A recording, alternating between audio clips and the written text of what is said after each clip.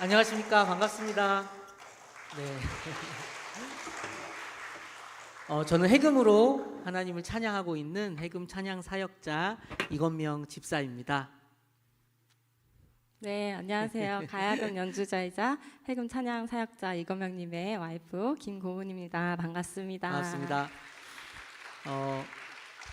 오늘은 특별히 방학을 맞이하신 초등학교 따님께서 함께 따라오셔서 맨 앞자리에서 1렬에서 방청을 해주고 계세요. 그래서 지금 1시간 반 동안 딸이 잘 앉아 있어야 되는데 위에서 기도해 주시면 감사하겠습니다. 저희는 꽤 오랫동안 함께 사역을 해왔어요. 20대 때 한 선교단체에서 음악 사역을 10년 동안 함께 사역을 해가면서 오랫동안 함께 동역을 하다가 미운정이 들어서 결혼까지 하게 되었습니다. 그래서 이제 결혼하고 나서도 배우자 기도를 하면서 사역을 계속 이어서 가고 싶더라고요. 일반적인 음악가로서 살아가는 것도 의미가 있고 가치가 있는 일인데 하나님께서 찬양으로 사역을 하게 하신 이유가 있을 것 같다라는 마음에 그러면 결혼을 하게 되면 적어도 찬양 사역을 반대하지 않는 배우자만이라도 보내주시면 감사하겠습니다. 그랬는데 이렇게 함께 사역을 할 수 있는 동역자를 배필로 주셔가지고 오늘 이 자리까지 서게 된 것 같아서 너무 감사하고요. 저희는 작년이 이제 결혼 10주년이었어요.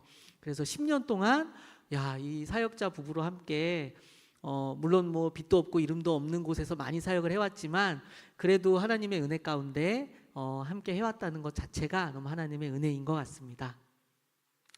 받아서 네, 이 천안 지역은 저에게 너무 특별한데요. 제가 어린 시절부터 살아왔고 또 성인 때까지 꿈꾸고 이렇게 도전했던 치열한 시간들이 묻어있는 저희 친정이 있는 곳이라 너무 특별한데 지금 엄마께서 백석동에 살고 계시거든요. 이렇게 특별한 자리에 또 오늘 특별한 시간에 저희 부부를 초대해 주셔서 너무 저희도 기대하는 마음으로 왔고요. 오늘 저희가 함께 나누는 음악들과 이야기들을 통해서 우리 모두가 하나님을 더욱 깊이 생각하고 느끼게 되는 시간이 되길 기도함으로 왔습니다. 함께 끝까지 기대함으로 해주시면 감사하겠습니다. 네, 첫 번째 곡은 저희가 주로 오프닝 연주곡으로 하는 찬양이에요. 주의 약속하신 말씀 위에서 함께 들려드렸고요. 두 번째 곡은 나의 사랑하는 자의 목소리 잘 아시죠? 이 찬양을 해금과 가야금으로 하나님께 올려드리겠습니다.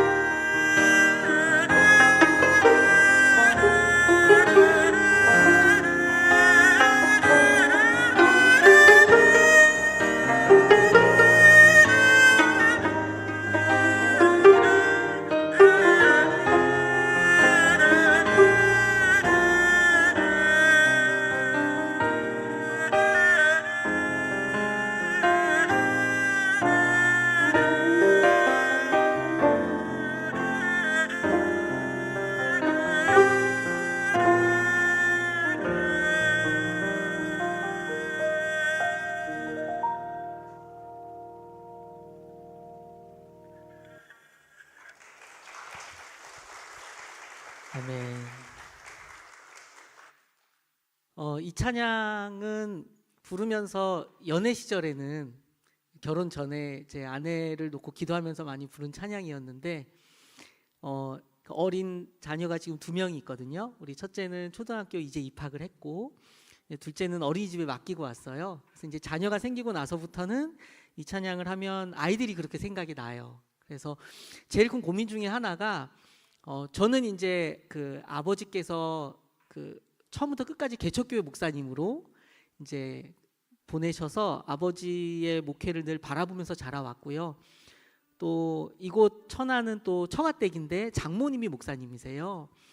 그래서 이 양가의 목회를 하시는 두 어른들을 보면서 또 이 찬양이 또 많이 생각이 났던 것 같아요. 그래서 하나님께서 이 가정의 신앙을 계승하시는 과정들이 되게 다양할 텐데 제가 저희 아버지 엄하신 많이들 그러잖아요. 엄하신 아버지 밑에서 신앙생활을 하면서 청소년들 때까지는 그렇게 미울 수가 없었어요. 되게 무서워서 교회를 다니고 저에게는 많이들 그러더라고요. 하나님의 모습이 유년기 때 아버지의 모습으로 하나님을 이해를 많이 한대요. 그래서 저는 아버지가 굉장히 엄하셨기 때문에 하나님은 되게 엄하신 분이고 새벽기도 빠지면 되게 혼내시고 이런 분으로 인식을 했다가 청년기에 접어들어서 예수님을 인격적으로 만나면서 완전히 다른 신앙을 경험을 하게 돼요. 그래서 하나님은 사랑의 하나님이시구나, 정말 하나님 사랑의 하나님이 맞구나, 이런 것들을 경험을 해왔는데 요새의 가장 큰 고민은 이걸 어떻게 자녀들한테 알려주지? 그래서 제일 큰 고민입니다. 왜냐하면 절대 혼내지 말아야지라고 다짐을 100만 번을 하는데 많이 혼내거든요. 잔소리도 많이 하고 그러면 이제 아이가 마음이 상한 모습을 보면 또 그것도 마음이 어려워요. 그래서 아이에게 예수님의 사랑을, 하나님의 아버지 되심을 어떻게 전해야 할까 이런 고민을 하면서 이 찬양을 많이 하게 되는 것 같습니다. 두 곡은 이제 저희 둘의 찬양으로 들려드렸고요. 이제 다음은 제가 혼자 해금 연주로 하나님께 영광을 돌릴 텐데요. 제목은 내 영혼이 은총 입어라는 찬양이에요. 이 찬양 되게 많이 아실 텐데 제가 특별히 해금으로 하나님을 찬양하면서 가장 애정하는 찬양 중에 하나인 것 같아요. 찬양 가사가 죄 가운데 있을 때 하나님의 정말 크신 은총으로 이것이 하나님의 은혜로 덧입혀졌다라는 내용으로 되어져 있는데 사역을 하면 할수록 저 개인적으로 시험이 드는 것 중에 하나는 자꾸 마음속에 찬양 사역을 할 자격이 있니라는 자꾸 그런 물음들이 있어요. 아무래도 이제 음악가로 살아온 지가 이제 30년 가까이 되어서 약간 완벽주의가 있어서인지도 모르겠고 또 무대에 섰을 때 그런 준비가 되어 있지 않은 음악가들에 대한 막 비판도 막 날쏘게 했던 젊었을 때 이제 그런 예민한 예술가였기 때문에 그 화살을 저에게로 돌리는 것 같기도 해요. 그래서 찬양 사역을 하면서는 오히려 이런 것들을 내려놓는 데 집중을 많이 하고 있어요. 자격은 내가 내 스스로 부여하는 것이 아니라 이미 예수 그리스도의 보혈로 인해 충분한 자격을 얻었다. 이제 하나님의 은혜로 뻔뻔스럽게 나와서 하나님의 사랑을 선포하는 것이 나의 본분이고 사명이다라는 마음으로 하고 있습니다. 이 마음을 담아서 내 영혼이 은총 입어 하나님께 올려드리겠습니다.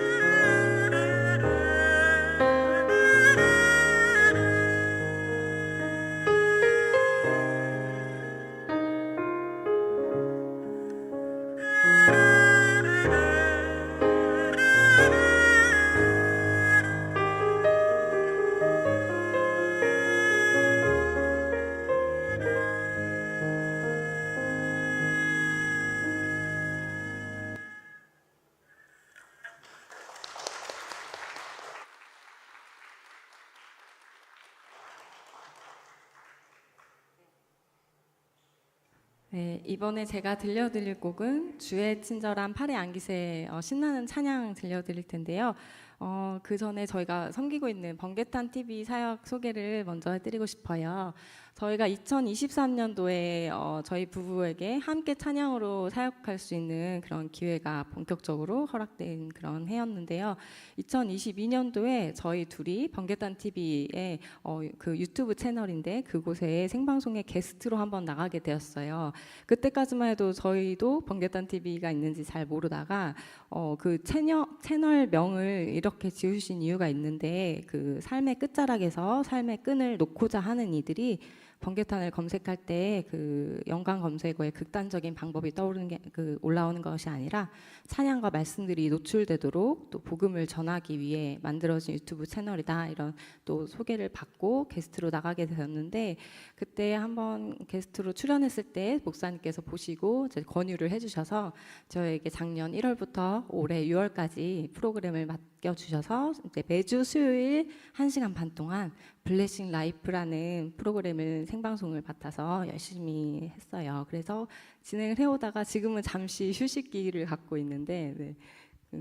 검명님이 그 이유가 네, 공부를 좋아해서, 그러니까 연주자로 잘 안 풀려서 공부를 한 거는 절대 아니지만요. 그래도 공부를 하면서 해금이라는 악기로 하나님을 찬양하면 언제나 그런 얘기를 들었어요. 신기하네요. 이런 말을 많이 들었는데, 제가 그래도 저희가 찬양 사역을 한 지는 토탈 한 20년 정도 됐거든요. 그런데 한 20대부터 30대까지 한 10년 정도는 이 신기하다는 말을 듣는 것이 나에게 굉장히 특권이고 하나님이 주신 소명이다라는 생각이 들었다가, 이후로 10년은 어떤 생각이 들었냐면, 공부를 좀 하다 보니 우리나라 악기로 우리나라에서 찬양을 하는데 신기하다는 말을 듣는 것이 이게 마냥 좋은 일만은 아니겠다라는 생각이 들었어요. 그래서 어떻게 하면 한국에 하나님께서 주신 우리 민족의 전통 음악으로 찬양을 하는데, 이것이 손님 대접을 받는 것이 아니라 공예배로도 들어가고 정말 우리들의 일상 가운데 하나님을 찬양하는데 예전의 그런 모습들을 되찾을 수 있을까, 이런 고민을 가지고 해왔는데요. 이제 그런데도 사실은 아직도 추수감사절이나 그런 어떤 교회 행사 때만 초대받을 뿐이지, 공예배 안에 클래식 악기들을 넘어설 만큼 국악으로 찬양하는 것이 자리 잡지 못한 것이 많이 안타까워요. 그래서 이제 그런 마음으로 공부를 이어왔는데, 이제 하나님께서 공부의 그 길 가운데 잠깐의 멈춤의 시간을 주셔서 조금 마지막 논문이 통과가 안 되는 시간들이 많이 길었어요. 그래서 마음이 많이 어렵고 그것을 좀 내려놓는 가운데 사역을 이어왔는데, 하나님께서 다시 한번 찬스를 주셔가지고 좀 늦가기로 논문을 열심히 쓰고 있어요. 그래서 이제 방송 사역 하던 것도 목사님께 말씀을 드려서 잠깐 쉬도록 하겠다, 이걸 일단 마무리를 짓고 다시 하겠습니다. 그리고서 요즘에 사실 뭐 SNS도 다 끊고 공부에만 열심히 매진을 하는 중에 이 사역지에 달려왔습니다. 그래서 사실은 잠깐 숨통이 트인 기분으로 왔어요. 모처럼 막 스터디 카페나 도서관 이런 데만 처박혀 있다가 여기서 이제 막 나무도 보고 막 이러면서 그래 이거지 이러면서 이제 들어왔는데, 또 이제 사역 잘 마치고 또 열심히 가서 공부해야겠죠. 그래서 어쨌든 그 이후로 사실 번개탄 사역을 잠깐 내려놓고 있다, 이 말을 하라고 하신 거죠? 네. 저도 2달 만에 함께 호흡을 맞추고 찬양 드릴 수 있어서 너무 오늘이 특별하게 느껴지는데요. 그 블레싱 라이프라는 이름처럼 프로그램이 그 안에서 삶을 함께 나누며 서로를 축복하고 또 위로와 회복이 있는 축복된 공간이 되도록 많은 게스트들을 초대했었어요. 그때 많은 예술가, 연주자들과 함께 국악기, 클래식 악기로 이렇게 노래로 함께 찬양하고 교제를 나누고 했는데요. 그 1시간 반이라는 시간 동안 연주할 모든 곡들을 매주 이렇게 새롭게 편곡해 주시는 작곡가들과 함께 동역할 수 있게 길을 열어주셔서 10분 정도의 작곡가들과 함께 방송을 만들어 갔거든요. 그때 함께 해주신 분들이 참 많은데, 이번에 들려드릴 주의 친절한 팔에 안기세 이 곡은 저희가 블레싱 어벤져스라고 부르는 그 10분의 작곡가 중에 가장 오랫동안 동역해온 재즈 피아니스트 정성민님께서 편곡해 주신 곡인데요. 가야금 독주도 있고 화려한 솔로 구간도 있고 신나는 곡이니까 함께 즐겁게 들어주시면 감사하겠습니다.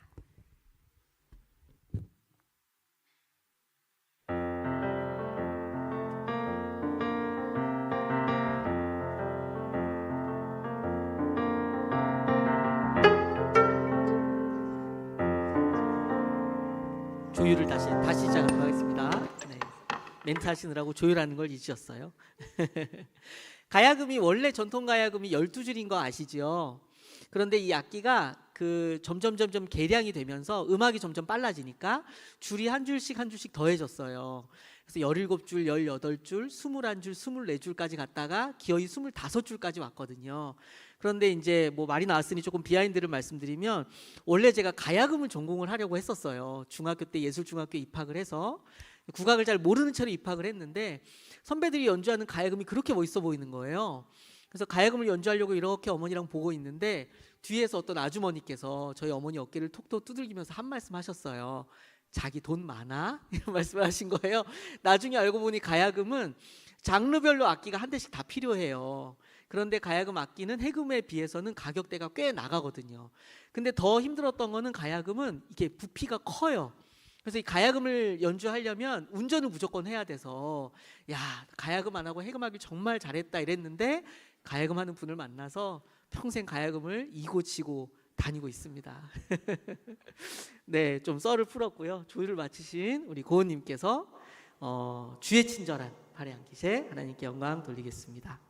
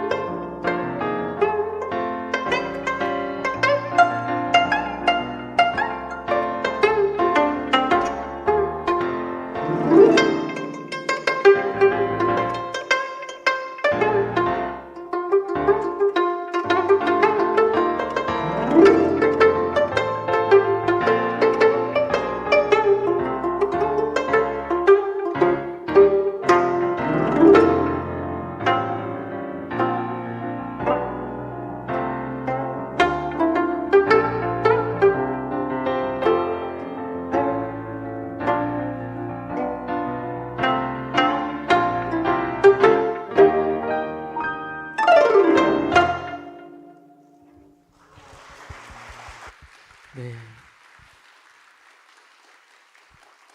너무 좋지 않나요? 네, 저는 이 소리를 맨날 듣고 삽니다. 네, 정말 복 받은 것 같아요. 네, 잔소리도 많이 하긴 하는데요.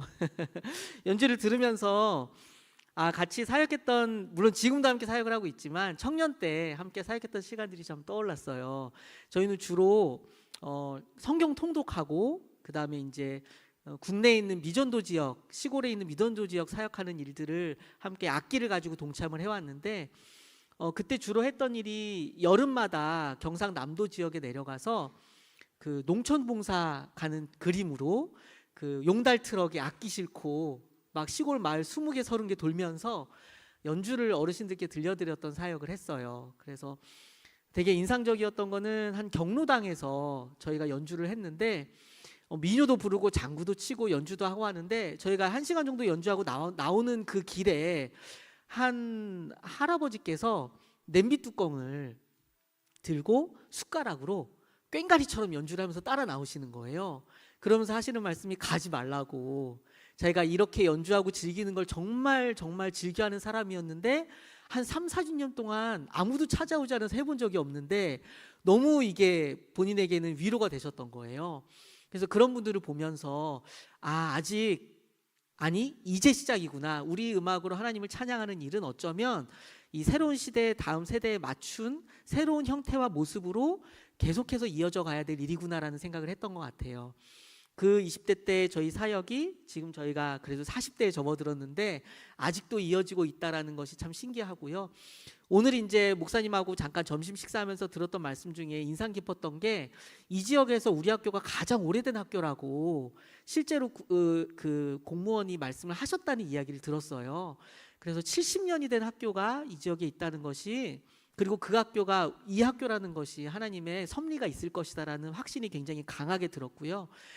저는 이 학교에 오늘 2번째 사역을 왔는데 지난번에 이제 혼자 와서 사역을 할 때도 그렇고 오늘도 그렇고 교정에 들어와서부터 뭔가 모르게 이렇게 전율이 있어요.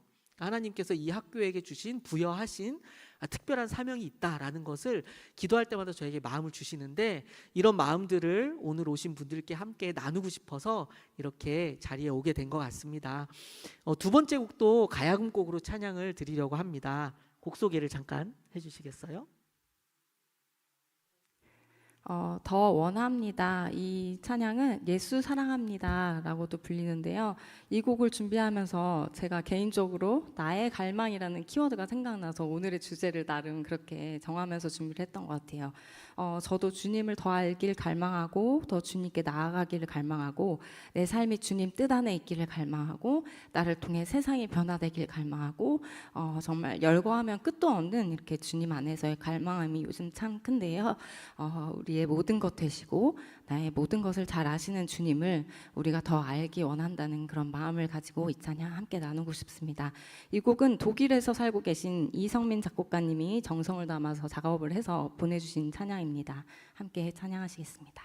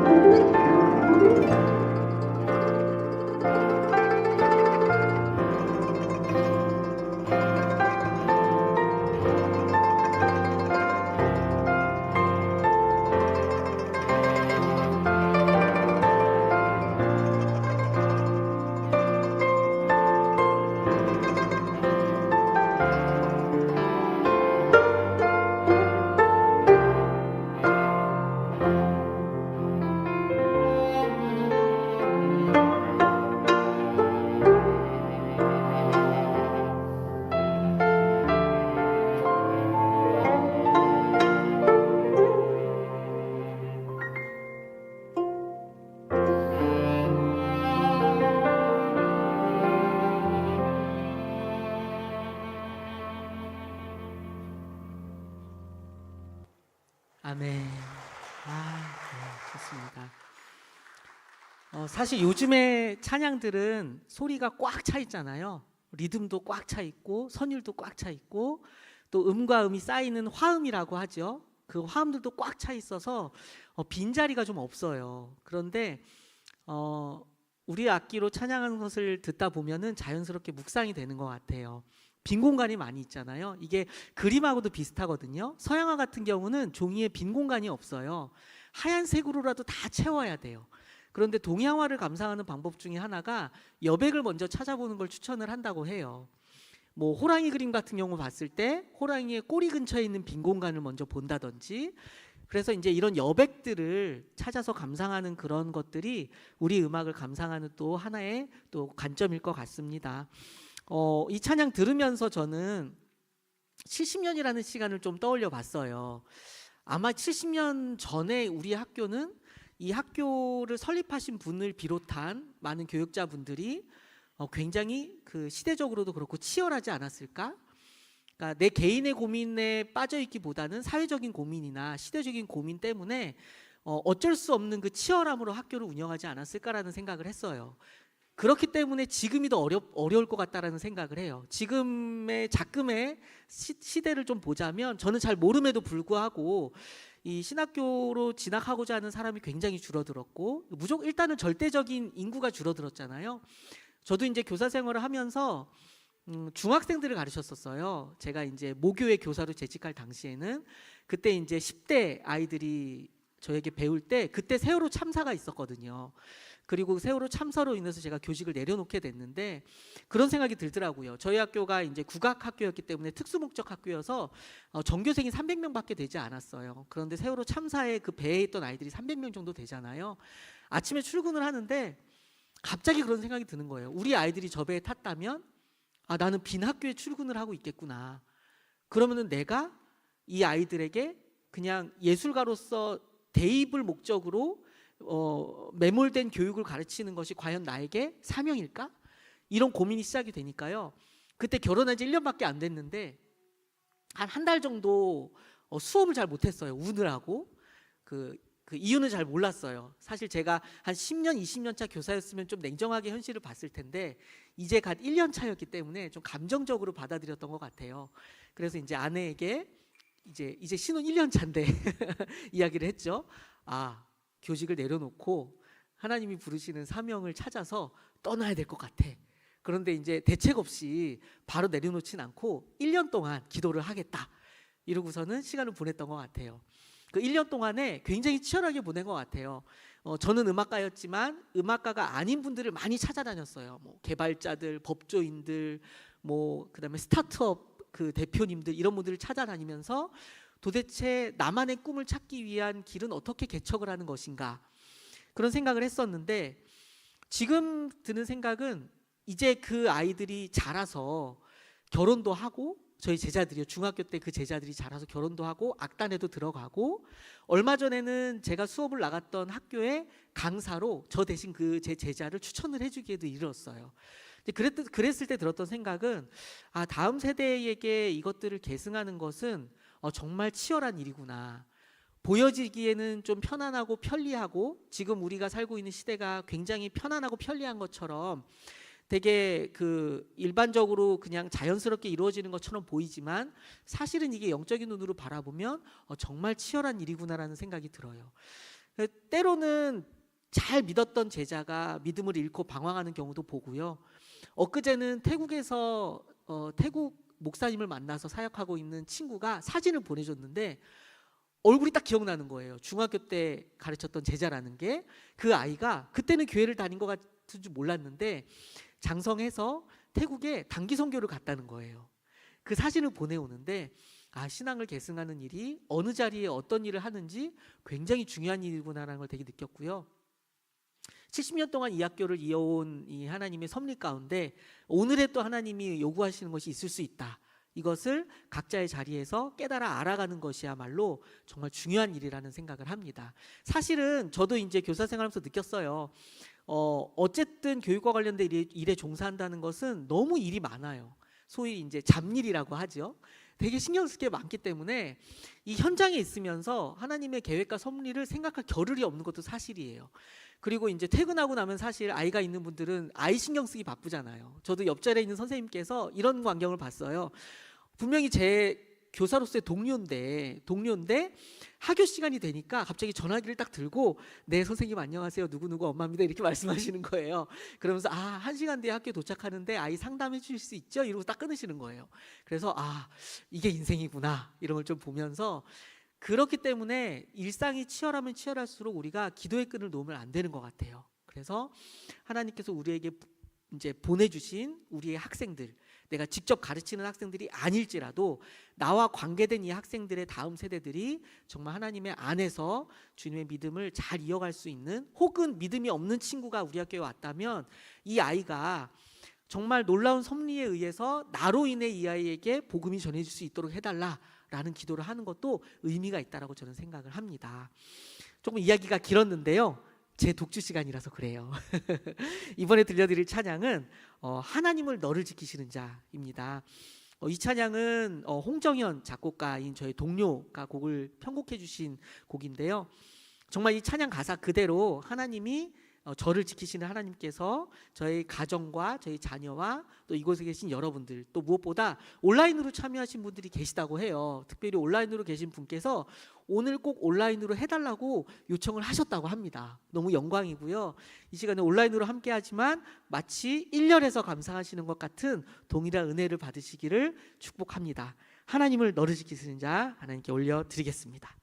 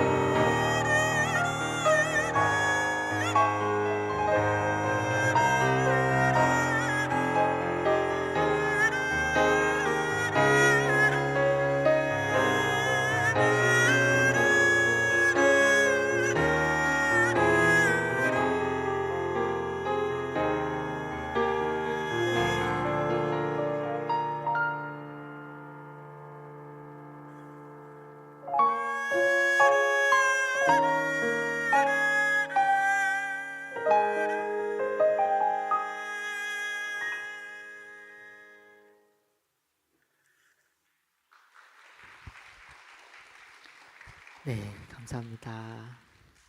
예, 고님 혹시 해주실 말씀이? 네, 저희가 함께 사역하는 앙상블 토부 이야기를 좀 나누고 싶은데요. 저희 부부는 2014년부터 10년간 앙상블 토부라는 교회 음악팀을 함께 섬겼어요. 지금도 함께 섬기고 있는데 현재 인원이 총 23분이 모여 있어요. 그래서 섬기는 교회는 다 다르지만 국악기, 클래식 악기, 또 작곡가분들과 함께 부르시는 교회들을 그때그때 찾아가서 연주를 들려드리고 또 이 안에서 저희가 함께 예배하면서 천천히 공동체를 잘 세워가고 있습니다. 그 건명님과도 작년까지 함께 하다가 10주년을 맞은 올해 초에 그 대표직을 차기 대표님께 이제 부탁드리고 현재는 이건명 고문님으로 든든히 함께 기도로 동역하고 계십니다. 토부 이야기를 좀 더 네, 저희가 20대 때 선교단체에서 사역을 하면서 그때는 오케스트라를 저희가 꾸려서 사역을 했었어요. 누구에게나 왕년이라는 시간이 있죠. 그 자녀들에게 왕년의 아빠가 말이야 이런 얘기를 하는데 저희 사역의 왕년에 20대 때 굉장히 열정적이었던 것 같아요. 그때 생각해 보면은 뭐 잠실체육관, 장충체육관에 오케스트라를 꾸려가지고 집회를 열기도 했었고 어린이들 뮤지컬을 만들어서 시골 아이들을 위한 그 기금 마련 콘서트를 만들기도 했고요. 지금 하라면은 사실은 못할 것 같은 일들을 그때는 젊은 패기로 했던 것 같아요. 그런데 이제 사역지를 결혼과 함께 떠나면서 공허한 시간들이 찾아왔어요. 하나님을 찬양하고 찬양의 자리에 있을 때는 저의 가치가 되게 증명되는 것 같고 내가 갖고 있는 달란트들이 막 빛을 발하는 것 같은데 사역지를 떠나오고 나니까 굉장히 초라해지는 것 같은 거예요. 나는 아무 가치도 없고 의미도 없고 그냥 나는 그냥 이렇게 그냥 저냥 이렇게 살다가 끝나겠구나 이런 생각이 엄습해 왔는데 하나님께서 지난 시간들의 훈련의 시간 끝에 다시 새롭게 시작하는 역사를 보여주셨어요. 그때는 사실은 한 8명 정도 되는 동료들과 함께 우리가 하나님을 찬양하는 음악가들의 모임을 한번 시작을 해보자라고 했었어요. 음악가들 중에 클래식 하시는 분들은 다 그런 거는 아니지만 믿음이 없는데도 교회를 가서 연주를 하시는 분들이 꽤 많이 있는 걸로 알고 있어요. 왜냐하면 대예배 때 큰 교회들 같은 경우는 오케스트라가 있잖아요. 그럼 그 오케스트라에서 연주를 하면 매달 이렇게 사례비가 나오기 때문에 교회를 다니지 않아도 이제 그 오케스트라에 아르바이트를 가는 거죠. 그런데 이제 그 얘기를 듣고 나서 처음에는 부럽더라고요. 야, 클래식만 전공을 해도 교회에 설 자리가 있구나. 그런데 그 뒤이어서 드는 생각들이 뭐냐면 그러면은 과연 이 많은 교회들에서 하나님을 사랑하고 예배하는 음악가들이 모두 다 자기가 원하는 예배의 자리에 서고 있는가? 자기는 정말 하나님을 악기로 혹은 음악으로 찬양하고 싶은 열망이 있는데 그런 기회가 없는 음악가들이 많이 있지 않을까라는 생각이 들었어요. 그래서 멀리 봐서는 이들을 위한 어떤 그 도움을 주는 공동체로서의 역할을 하는 모임을 한번 만들어 보자라고 생각을 했는데 막상 음악가들이 모여서 할 수 있는 거는 음악밖에 없잖아요. 그래서 자연스럽게 하나님을 찬양하는 찬양곡을 연주하는 연주단체로 발전을 하게 되었어요. 그래서 이제 2014년에 8명 정도 한 10명 가까이 되는 인원이 20대 30대의 젊은 인원이 꾸려졌다가 10년 동안 하나님께서 은혜를 부어주셔가지고 아까 말씀하신 대로 23명이 됐어요. 그런데 그 사이에 30대가 되고 40대가 되고 결혼을 하고 아이를 낳고 해가지고 온 가족이 모이면 지금 50명이 넘어요. 그래서 너무 감사한 거는 물론 이제 아이를 낳고 육아하는 공백 기간들이 있어서 예전만큼 왕성한 활동을 많이 못했지만 그 과정 가운데 서로의 삶의 어려움과 괴로움들을 나눌 수 있는 공동체가 된 것이 되게 의미가 있었어요. 그래서 물론 설립을 했고 제가 대표자로서 10년 동안 꾸려왔는데 하나님께서 작년 10주년을 맞이해서 강한 마음을 주시는 거예요. 하나님이 원하시는 것은 우리끼리 행복하고 화목하고 좋은 공동체를 원하는 것이 아니라 하나님이 찾으시는 사람들을 찾아 나서는 지경을 넓히는 곳이 되기를 원한다라는 마음을 주셔서 굉장히 과감하고 도전적으로 대표직을 내려놓게 됐어요. 딱히 어떤 대안이 있어서 내려놓는 경우는 절대 아니었고요. 기도 중에 하나님이 참을 수 없는 마음을 주시는 거예요. 하나님이 일하실 수 있도록 내려놔라 이런 마음을 주셔서 저희 이제 그 같이 이제 창립 멤버 중에 한 분에게 집까지 찾아가서 대표직을 이어받아 달라라고 이제 요청을 드려서 신임 대표로 세워드리고 제가 이제 대표직을 내려놓고 나서도 사실 아쉬운 마음이 있었죠. 아, 내가 없는데 너무 잘 되면 어떡하나 이런 생각도 들었었는데 지금은 보고 있으면요 그저 흐뭇해요. 뭐냐 하면 아, 내가 사역을 정말 잘했다라고 생각은 못 하는데 하나님의 은혜로 이 사역이 이루어졌구나라는 게 확인이 되는 것들이 제가 대표직을 내려놨음에도 불구하고 굉장히 화목하고 또 체계적으로 운영이 돼가고 있는 것을 보고 하나님의 계획이 있다라는 것을 다시 한번 확인을 했고요. 저는 저대로 지금 이 시간을 보내고 있어요. 개인 사역을 하고 논문을 쓰고 그다음에 하나님이 계속 부르시는 그곳에 가서 하나님이 원하는 일을 하면서 당장은 되게 막연하거든요. 잘 아시다시피 그런 결혼 정보 회사에서 이제 순위를 매기지 않습니까? 그러면은 남편감으로 1순위에서 3순위 어떤 직업군인지 아시나요? 잘 아시죠? 이제 법조인, 공무원, 그다음에 교사. 자, 그럼 여기서 질문이 있습니다. 예술가는 몇 위가 될까요? 예술가 중에서도 이제 전통음악과 클래식을 나누자면 제가 한 2013년도 자료를 봤던 기억이 나요. 2021년인가? 한 2, 3년 전이에요. 나름 자부심이 있었던 게 클래식보다 한 단계 위였어요. 전통음악이. 그런데 꼴찌에서 한 3번째. 그만큼 이제 일반 세상에서는요. 음악가를 배우자로 삼는 것을 굉장히 불안해해요. 고정적인 수익이 이제 보장이 되지 못하기 때문에. 그런데 이제 음악가잖아요. 심지어 이제 사역자예요. 얼마나 이제 불안하셨겠어요. 네, 처가댁에서. 네. 이 영상을 나중에 보실지도 모르는데, 그래서 이제 제가 할 수 있는 것이 해금밖에 없었어요. 그래서 이제 결혼을 허락받기 위해 마치 이제 드라마에 나오는 것처럼 이 해금을 들고 쳐들어갔습니다. 대책이 있이 쳐들어간 건 아니었고요. 하나님, 이번이 아니면 저에게는 더 이상의 결혼의 기회가 없을 것 같습니다. 이번에 하나님이 좀 도와주셔야겠습니다. 그리고 악기를 들고 갔어요. 가서 이제 오늘 공연이 마칠 쯤 되면은 이제 뭘 해주셔야 되는지 아시죠? 이제 뭐 앵콜 이렇게 해주시면은 마지막 곡으로 이 찬양을 준비를 해왔는데 이 찬양을 무반주로 장인어른 앞에서 연주를 했습니다. 분위기를 상상을 해보세요. 그 불안한 존재이잖아요, 그렇죠? 예, 삶이 보장되지 않은 불안한 존재가 딸을 달라고 왔는데 그 엄한 분위기에서 해금 하나를 들고 이 구슬픈 소리로 찬양을 연주하는 거예요. 근데 너무 놀랍게도 장모님께 감동을 주셔서 장모님께서 저에게 눈빛으로 찡긋하셨어요. 그리고 나서 이렇게 결혼을 하게 되는 역사가 일어났습니다. 박수가 나와야 됩니다. 네. 네, 하나님을 찬양하는 것이 얼마나 복된 일인지 몰라요. 세상에서는 그 안정적인 걸 추구하잖아요. 그래서 저도 이제 진로 특강을 가거든요. 진로 교육하고 진로 특강할 때 세상에서의 기준은 딱 하나예요. 지속 가능성이죠. 지속 가능성, 그다음 이제 미래의 대안이 되느냐. 그러나 이제 하나님의 눈으로 바라볼 때는 좀 다를 수 있는 것 같아요. 하나님께서 각자에게 부여하신 소명을 발견할 수 있느냐. 바꿔 말하면 우리 학교 학생들이 이 학교에 들어와서 뭐 서울에 있는 학교가 아닐지라도 이 아이들이 보기에 우리 학교가 정말 빛이 나는 학교가 될 수 있느냐. 근데 그것이 뭐 어떤 시스템의 탁월함이나 아니면 보여지는 것들의 아름다움이나 멋스러움 때문이 아니고 여기에서 있음으로 인해서 이 자신의 자아 안에 있는 하나님을 발견하는 것, 하나님이 부여하신 그 각자에게 부여하신 소명을 발견하는 것으로 이 아이들이 빛이 날 수 있게 만들 수 있을 것인가, 그런 생각을 많이 하게 되는 것 같아요. 그래서 저는 이 과정을 겪으면서 비록 음악가이고 사역자이지만 하나님께서 이렇게 딱 맞는 배필을 보내주시고 자녀를 주시고 공동체를 주시고 사역을 이어가게 하시는 이 놀라운 은혜만 보더라도 하나님이 살아계시구나. 그리고 하나님은 나뿐만이 아니라 동일하게 이 각자에게 주시는 하나님의 꿈이 있으시구나. 이런 것들을 음악을 통해서 알려드리는 사역을 하고 있다고 생각을 합니다. 네, 이렇게 좀 또 이야기를 전해드렸고요. 다음 곡으로는 내가 늘 의지하는 예수입니다. 제가 이렇게 사실 직업병이라고 하더라고요. 이렇게 사역지나 무대에 올라오면은 굉장히 적극적이고 에너지가 넘치는데요. 집에 있을 땐 안 그러죠, 그렇죠? 네, 집에 있을 때는 말이 없습니다. 네. 네, 그 직업군으로서의 극 2를 띠고 있지만 사실은 극 I의 소유자고요.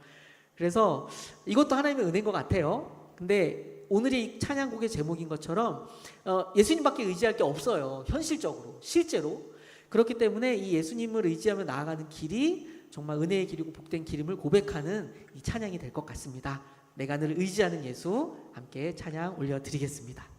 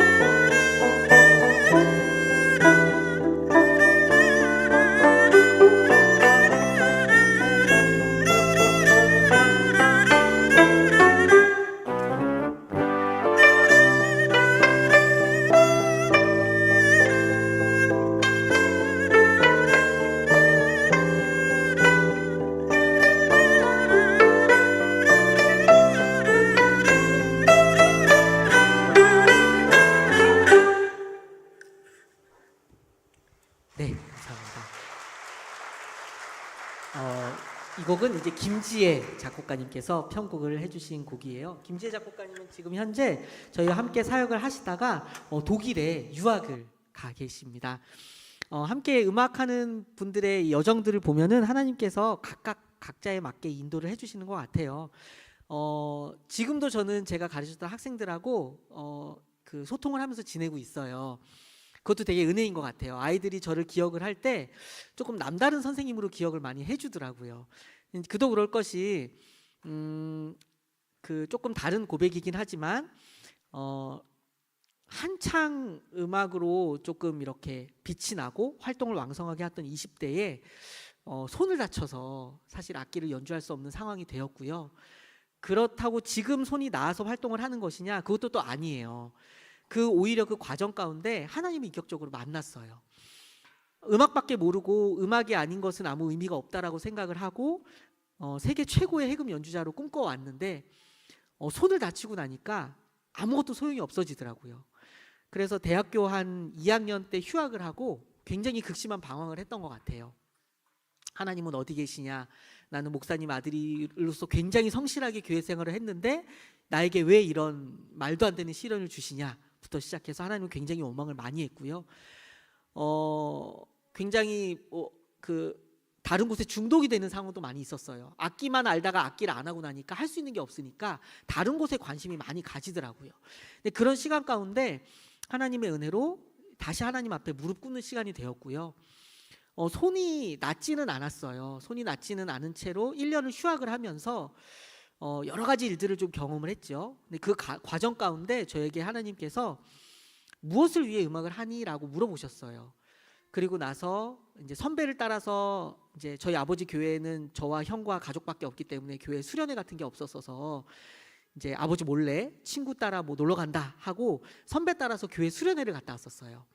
근데 거기서 왜 그런 학생들 있잖아요. 끝까지 은혜 못 받는 학생들. 다 막 눈물 흘리고 막 기도하는데 혼자 구석에서 무표정하게 이렇게 앉아 있는 딱 그게 저였어요. 쟤네들은 다 저렇게 은혜 받는데 쟤네들은 목사님 아들도 아닌데 나는 왜 이런 꼴로 여기 와서 앉아 있나 이랬었는데 마지막 날 하나님께서 마음을 다 건드려 주시더라고요. 그때 제가 저도 모르게 고백을 했어요. 하나님을 찬양하는 목적이 저에게 없었네요. 제가 해금을 열심히 했고 세계 최고 해금 연주자를 꿈꿨는데 이 해금으로 하나님을 찬양하겠다라는 고백을 못했다는 것을 그 시간에 고백을 하게 됐어요. 그렇다고 해서 그 고백을 하고 나서 손이 나았느냐? 그렇지도 않았어요. 그러나 삶의 방향이 바뀌었을 때 하나님께서 여러 모양으로 길을 열어주셨어요. 너무 신기했던 건 손이 낫지 않은 채로 복학을 했는데 저희 후배 한 학년 아이들과 이렇게 성적을 비교했을 때 실기 성적이 우수하게 나온 거예요. 그래서 8개월을 악기를 아예 잡지 못하고 복학을 했는데 실기 우수자가 돼가지고 전교생이 보는 앞에서 독주를 해야 되는데 악기를 8개월 동안 놨으니 잘 할 리 없잖아요. 그런데 하나님께서 마음 가운데 굉장한 평안함을 주시면서 한 달 동안 혼자 연습을 해서 독주를 하게 하셨어요. 물론 연주가 딱 끝나고 나니까 주임 교수님들이 오셔서 다른 과 아이들을 와서 등도 두들기고 가시는데 저에겐 오셔가지고 딱 한마디 하시더라고요. 악기를 쉬었으면은 다른 친구한테 기회를 줘야지 뻔뻔스럽게 와서 무대에서 연주를 하느냐, 그렇게 불안정하게 연주를 해서 우리 전공에 먹칠을 하면 어떡하느냐, 이런 뉘앙스였어요. 저는 이제 이미 마음을 내려놓고 했기 때문에 그 말을 들어도 사실 인정을 했죠. 그래, 8개월 동안 악기를 놨으니. 그런데 그 무대는 저에게는 하나님께 대한 감사의 고백이었어요. 내가 다시 악기를 잡은 것은 손이 나아서도 아니고 내가 회복돼서도 아니라 하나님께 내가 이제부터는 하나님을 찬양하겠습니다라는 고백의 무대였다라고 했는데, 너무 신기하게도 그 교수님이 가고 나서 제 20년 지기 친구가 저를 딱 찾아와서는 그 자리에서 제 손을 딱 잡고 이런 말을 하는 거예요. 야, 너 1년 동안 연락도 안 돼서 어디서 뭐하고 사냐 했는데 어디 가서 특훈을 받아왔냐, 왜 이렇게 음악 스타일이 완전히 바뀌었냐, 너 1년 전까지만 해도 음악에 욕심이 그득그득 하더니 오늘 연주에서는 그렇게 편안하고 감동적일 수 없었다. 그럼 그 친구는 음악적인 능력이 교수님보다 당연히 못하겠지만, 그러나 그 친구가 탁월하지 않은 건 아니었거든요. 왜냐하면 그 친구가 그 해에 그 콩쿠르에 나가서 대통령상을 받아서 군대를 면제받을 정도로 잘하는 친구였어요. 그때 저에게 그 친구의 말을 통해서 마음을 주시는 거예요. 아, 음악에 다양성이 있구나. 누군가에게는 완벽한 연주로 감동을 주는 연주자가 있는 반면에 누군가에게는 그 연주자의 연주 자체로 감동을 주는 사람이 있고 진정성으로 사람의 마음을 움직이는 사람이 있겠구나라는 것 때문에 굉장히 큰 용기를 얻게 되었어요. 그래서 이제 지금도 사실은 손이 나은 건 아니고요. 박사과정을 들어가기 전에 악기를 아예 그만두느냐 악기를 잡느냐 이걸 놓고 기도를 했을 때, 원래 저의 꿈 중에 하나는 지휘와 작곡가가 꿈이었거든요. 그래서 실제로 독일로 유학 갈 준비도 하고 있었어요. 그런데 하나님께서 저의 이제 그 선교단체 같이 이제 선교 사역의 멘토이신 대표 목사님을 통해서 계속 악기를 하는 꿈을 다시 주셨고, 그리고 나서 수술을 결심을 했습니다. 사실은 연주자나 운동선수에게 수술이 굉장히 두려운 건지 아시죠? 근육을 만져야 되는 거기 때문에 수술 이후의 삶이 보장이 되지 않아요. 그런데 수술을 하고 나서 의사 선생님이 그러시더라고요. 일상생활은 가능할 것 같습니다. 그러니까 이제 완벽히 나았습니다도 아니었어요. 일상생활은 가능할 것 같습니다. 근데 저는 그 말 듣고 그냥 그 말을 하나님의 응답으로 제가 스스로 그냥 확신을 하고 박사과정을 그냥 들어갔어요. 들어가서 정말 하나님의 은혜로 무사히 수료를 다 했고요. 매 학기마다 1시간 반씩 외워서 공연을 해야 돼요. 엄청난 분량의 암기를 해야 되는데도 그 시간을 다 순조롭게 인도하신 은혜를 겪고 사역의 길에 계속 인도하신 하나님의 은혜가 있었음을 고백하지 않을 수 없습니다. 저는 그래서 이 사역을요, 길이라고 생각을 해요. 하나님께서 우리 각자 각자에게 허락하신 길이 있는데 언제나 안정적이고 보장이 된 길만을 찾아서 갈 것이냐, 아니면은 그 길이 좁고 험하고 앞이 보이지 않는 길이라 할지라도 하나님께서 원하시는 그것이라면 기쁨으로 또 마음 가운데 있는 평안함으로 순종하며 나아갈 수 있겠느냐. 저는 이 부분이 훈련이 되어지는 것이 학생들에게 꼭 있어야 된다고 생각을 합니다. 모양은 다양하겠죠. 어떤 과정일지는 잘 모르겠고요. 예배 가운데일 수도 있고 수업 가운데일 수도 있겠지만 이런 과정 가운데 살아갈 때 다음 세대가 교회가 사라지고 뭐 신학을 하는 학생들이 줄어들고 믿음을 선택하는 아이들이 없어질지라도 그 남는 아이들을 통해서 또 새로운 꽃을 피우실 하나님의 일들을 기대할 수 있는 것 같습니다. 자, 그래서 다음 곡으로는 저희가 나의 가는 길, 그렇죠? God will make a way 맞나요? 네, 이 찬양을 함께 올려드리도록 하겠습니다.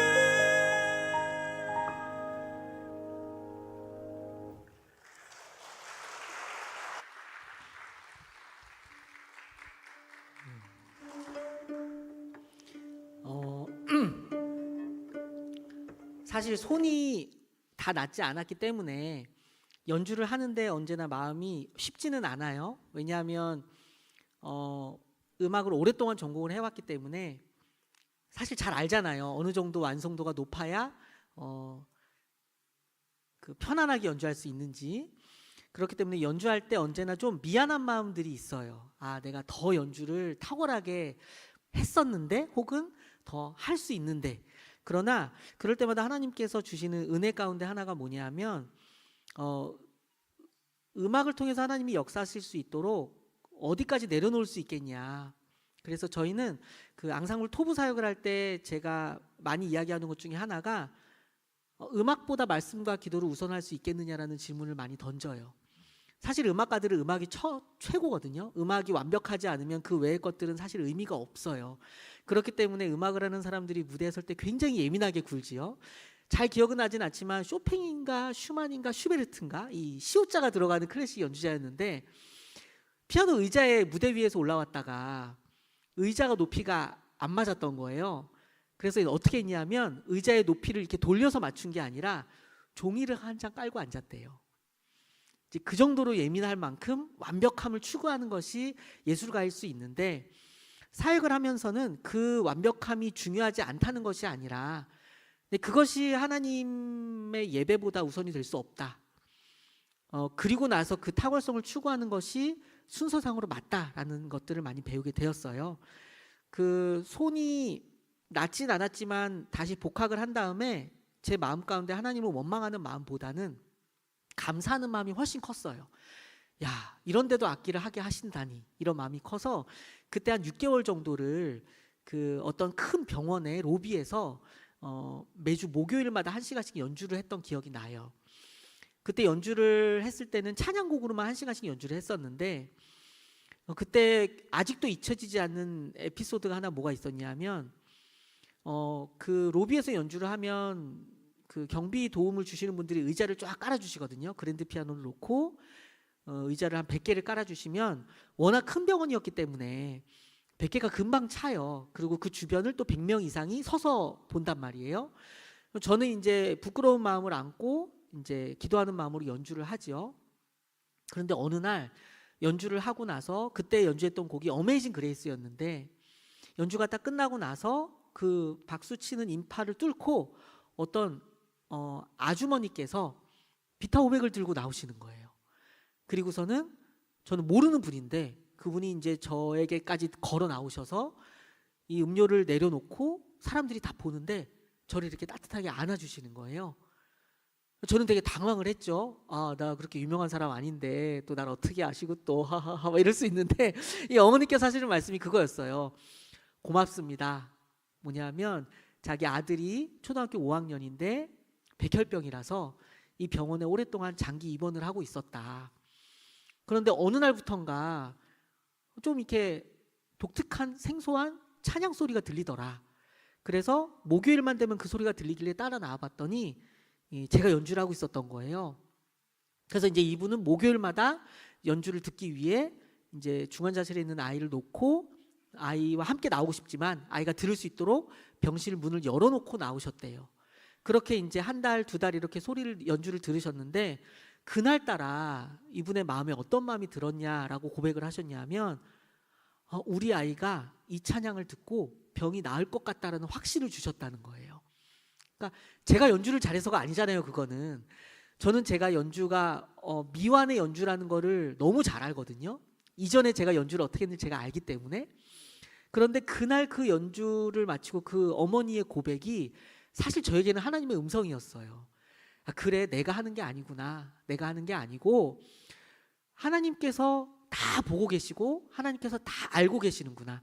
그리고 다윗이 수금을 연주해서 귀신을 쫓았던 것, 병을 치료했던 것들이 단지 성경에 문자로 써 있는 그냥 설화 같은 일이 아니구나.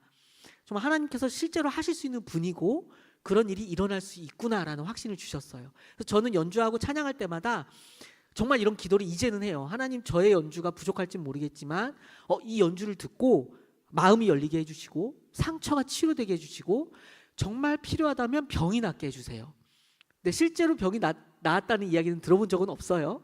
그러나 제가 이런 기도와 이런 마음으로 연주하는 것만으로도 저 자신에게 기적이라고 저는 생각을 합니다. 아직도 사실은 이게 수술을 마치고서 병원 의사 선생님께서 그러셨어요. 이 손으로는 연주는 못해요. 어떻게 완벽함을 추구하는지 제가 잘 알기 때문에 얘기하는데 이 손으로는 연주를 못합니다. 그러니까 다른 일을 찾아보세요라고 했는데 저는 더 이상 그 말이 제 귀에 들리지 않았어요. 왜냐하면 그거는 의사 선생님의 이야기였고 저는 그때부터 하나님께서 하나님을 찬양할 수밖에 없는 인생으로 이끌어 주신 거예요. 왜냐하면 저는 이제는요 아무리 연습을 열심히 해도요 제가 가르친 제자보다 연주를 잘할 수가 없어요. 그렇기 때문에 그게 저에게 마음에 어려움을 주는 것이 아니라 저에게는 약속이 된 거죠. 아, 그래, 나의 이 쓴뿌리와 이 가시 때문에 나는 더 당당하게 찬양할 수 있구나. 이렇게라도 찬양을 하는 사람이 있다라는 것을 음악가들에게 보여주는 것도 굉장히 중요한 일이겠다. 주변에 이 해금을 연주하면서 악기를 그만두는 연주자들이 꽤 있어요. 이 국악기 자체가 현대적으로 개량이 아직 안 됐기 때문에 이게 이제 편안하게 연주할 수 있는 악기의 어떤 메커니즘이 아니거든요. 그래서 연주를 조금 무리해서 연주하면 손에 무리가 갈 수밖에 없는 구조예요. 그래서 이제 이런 것들을 대학 입시나 예고 입시나 이런 것들을 되게 가열차게 치르다 보면 손을 다칠 수 있는데 더 많은 연주자들에게 그런 좀 본이 됐으면 좋겠다. 그럼에도 불구하고 찬양할 수 있습니다. 함께 찬양합시다. 이런 메시지를 저는 전하고 싶어요. 혹시 고은님 또 말씀해 주실 이야기가, 왜냐면 얘기를 해야 되는 게 이제 마지막 곡이거든요. 기도 제목이라도. 네. 저는 기도 제목으로 하나님과 매일 교제 속에서 뜨겁게 예배하는 연주자 이전의 예배자, 또 늘 친밀한 가운데 있는 찬양 사역자로 살아가길 기도해 주시면 감사하겠습니다. 그리고 두 딸을 양육할 때 지혜와 힘 달라고 기도 부탁드립니다. 감사합니다. 네, 제 아내가 굉장히 겸손하고 수줍고 착한 아내입니다.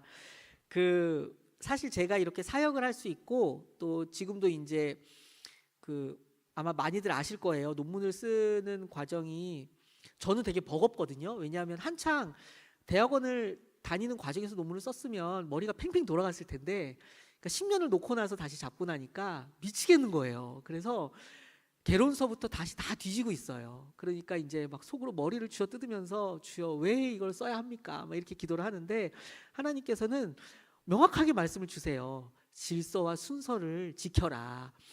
사역을 하기 위해 학위가 필요하다는 것을 잘 알지 않냐, 이런 마음을 굉장히 주시면서 다 내려놓고 사역을 해왔는데 이제 와서 사실은 다시 하나님께서 부르심이 있었어요. 그래서 사실 아시잖아요. 가정을 위하여서 일을 해야 할 가장이 도서관에 처박혀 있으면 이 아내가 어떤 괴로운 시간을 보내야 하는지. 그래서 지금 이 시간에 아내가 사실 굉장히 어려운 시간을 보내고 있음에도 불구하고 저희가 이 사역에 동역을 하면서 이런 시간을 굉장히 잘 보내고 있다는 것이 하나님의 은혜예요. 또 이제 아이들도 물론 이제 뭐 찡찡거리고 땡깡을 많이 피우는 아이들이기는 하지만 또 이런 과정 가운데 하나님의 은혜를 이 아이들을 통해서 경험을 많이 하게 되고요. 무엇보다도 이 자리를 통해서 감사를 또 고백하고 싶은 거는 까마귀의 은혜를 내려주시는 주변에 도움 주신 분들이 굉장히 많으세요. 저희 주변에서 저희 가정을 보면은 기적이라고 이야기할 정도로 근데 이제 세상적인 선택을 하는 그 순간이 올 때면 자꾸 하나님께서는 더 강한 마음을 주세요. 내가 이끄는 곳으로 가라. 지금 여기까지 왔는데 왜 다시 돌이키려고 하느냐. 그래서 마음 가운데 어려움과 불안함과 괴로움이 아니고 정말 깊은 평안함과 정말 요동치는 기쁨을 주세요. 그래서 이게 하나님을 찬양인데 음악으로 또 전통음악으로 하나님을 찬양하는 것이 이 시대에 얼마나 귀한 일인가. 연세가 드신 분들은 아마 경험이 있는 분이 계실 거예요. 원래 우리나라 전통음악으로 어떤 음악들을 했는지 아시죠? 제사음악을 연주를 하고요. 그 다음에 이제 굿음악을 연주를 많이 했죠. 지금도 사실은 국가에서 이런 음악들을 지원을 굉장히 많이 하고 있어요. 왜냐하면 사라져가는 문화재라는 이름으로 이제 종묘제례악, 문묘제례악, 우리의 선진들의 이제 제사를 지내는 음악들, 그 다음에 이제 굿이나 이런 그런 지방의 문화재들, 이런 것들을 지켜나가는 소중한 일이에요. 문화적으로 보자면. 그러나 이제 예배하는 예배자로서 바라본다면 많은 교회를 다니는 크리스천 음악가들이 그런 곳에 가서 함께 연주하는 모습들을 많이 봐요. 근데 이제 그렇죠. 연주고 공연이고 또 때로는 아르바이트일 수 있어요. 그러나 그런 모습을 볼 때마다 제 안에는 어떤 마음이 드냐 하면 하나님 교회 음악에서 우리의 음악이 꽃피울 수 있도록 해주세요.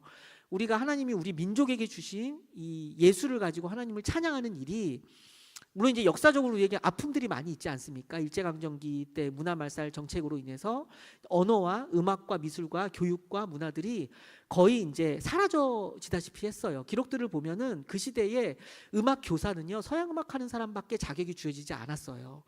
그러니까 전통음악을 아이들에게 가르칠 수 있는 기회가 없었던 거죠. 그래서 아직도 우리나라 전통 음계를 궁상각취로 알고 계시는 분들이 굉장히 많이 계세요. 궁상각취는 중국의 음계거든요.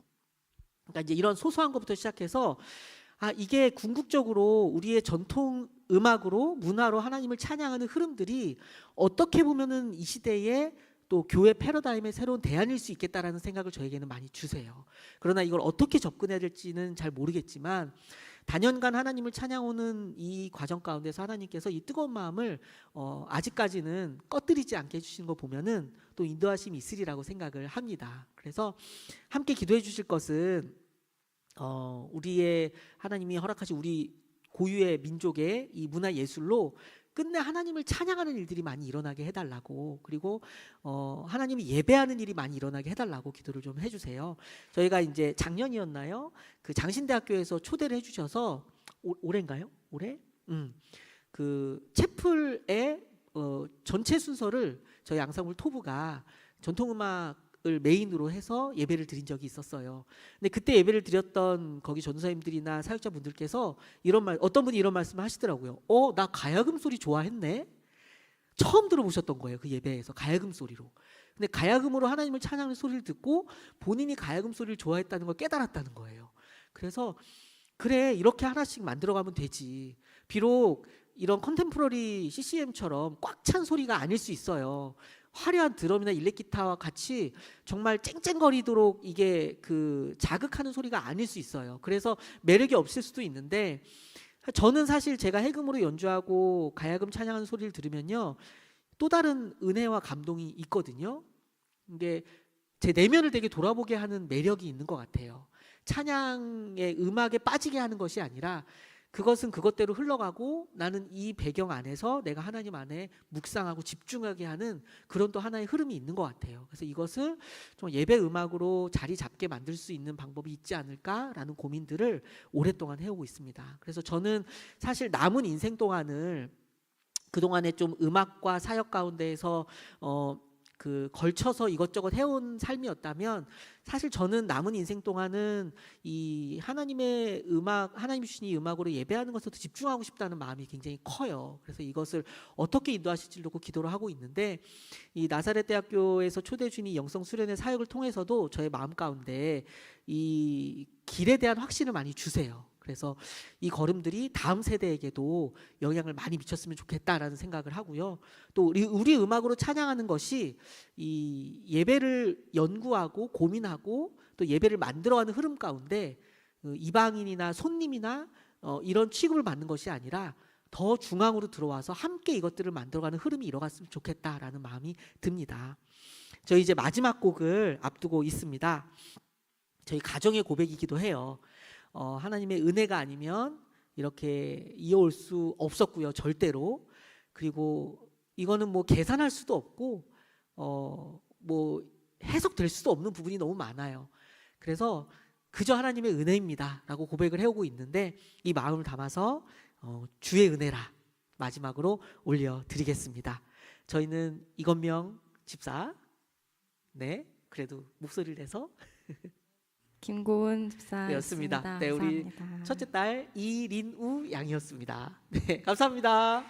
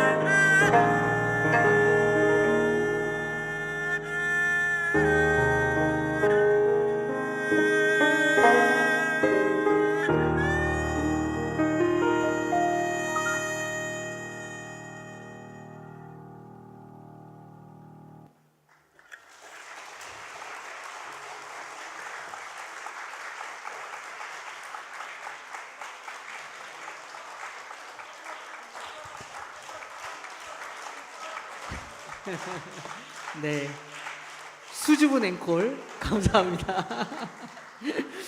네, 그 찬양 궁금하셨죠? 과연 어떤 찬양으로 장인어른께 허락을 받아냈는지. 해금으로 되게 그래도 알려진 찬양인데요. 오직 주의 사랑에 매여 찬양이에요.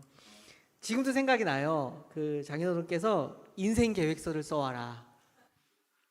그래서 불평 불만이 가득한 채로 전날까지 안 쓰고 있다가 그 써야지 어떻게 해요. 전날 밤새고 썼어요. 그래서 30대부터 60대까지 어떻게 아내를 행복하게 잘해줄지를 인생 계획서를 써갔는데요. 장인어른께서 이거를 꼼꼼하게 보시지 않고 딱 보고 딱 덮으시는 걸 보고 아, 써왔는지 안 써왔는지 태도를 보시려고 했구나라는 걸 알았어요. 그리고 나서 찬양을 연주를 하는데 너무 놀랍게도 왜 자기계발서 중에 이런 얘기가 있더라고요. 내 꿈을 말로만 이야기하는 사람의 그룹들과 이거를 직접 쓴 사람의 그룹들을 조사를 했는데 이걸 꿈을 쓰고 나니까 80%인 사람들이 꿈을 이루면서 살았다라는 이야기가 있어요. 그럼 저도 이제 가끔 그 문제의 인생 계획서를 열어보거든요. 근데 너무 놀라운 거는 이 쓴 방향대로 가고 있더라고요. 어쩔 수 없습니다. 그때 쓸 때 너무 은혜 충만하게 썼나 봐요. 저는 어려운 사람을 도울 거고요. 힘든 곳을 찾아갈 거고요. 이렇게 썼는데 정말 그렇게 살고 있는 거 보고서는 인생 계획서 함부로 쓸 게 아니구나 이런 생각을 하는데요. 어쨌든 오직 주의 사랑에 매여 이 찬양을 앵콜곡으로 올려드리고 물러가도록 하겠습니다. 감사합니다.